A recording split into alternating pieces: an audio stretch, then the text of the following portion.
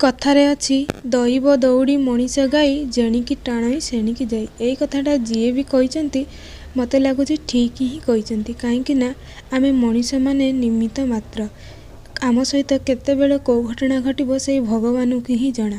ସେ କେତେବେଳେ କାହାକୁ ଦୁଃଖ ଦିଅନ୍ତି ତ ସୁଖ ଦିଅନ୍ତି ତ ଖୁସି ବି ଦିଅନ୍ତି, ଆଉ କେତେବେଳେ ସେ ଖୁସିକି ଛଡ଼େଇ ବି ନିଅନ୍ତି।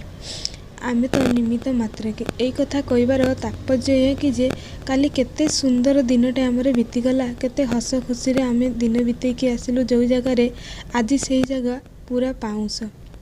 କାଲି ଆମେ ଗାଁକୁ ଯାଇଥିଲୁ, ଆଉ ଗାଁର ଘରେ କେତେ ସୁନ୍ଦର ମୁହୂର୍ତ୍ତ, କେତେ ସମୟ ବିତେଇକି ଆଇଲୁ। ଆଉ ଏଇ ଯେଉଁ ଗଛପତ୍ର ଦେଖୁନାହାନ୍ତି କେତେ ସତେଜ ଥିଲେ, କେତେ ହସୁଥିଲେ। ଆଉ ମୁଁ ଏଇ ଗଛରେ ପାଣି ଦେଇକି ମନେ ମନେ କେତେ ଖୁସି ହେଉଥିଲି, ଯାହା ହଉ ମୋ ଗଛ କେତେ ବଡ଼ ହେଇଗଲାଣି।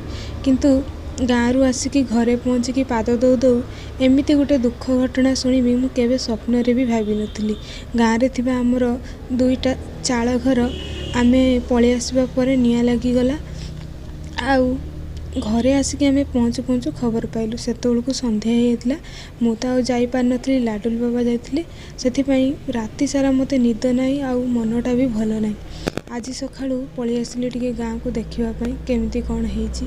ଆସିକି ତ ମୋତେ ଭାରି କାନ୍ଦ ଲାଗୁଥିଲା, ଆଉ ମନଟା ଜମା ବି ଭଲ ଲାଗୁଥିଲାନି।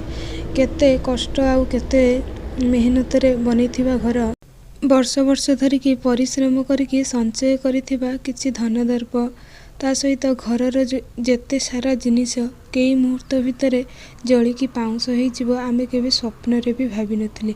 ଆଉ ସେଇ କଥାକୁ ଭାବିଲା ବେଳକୁ ଛାତି ପୁରା ଥରି ଯାଉଛି। ରାତିର ତ ନିଦ ଉଡ଼ିଯାଇଛି, ଭୋକ ବି ଲାଗୁନି।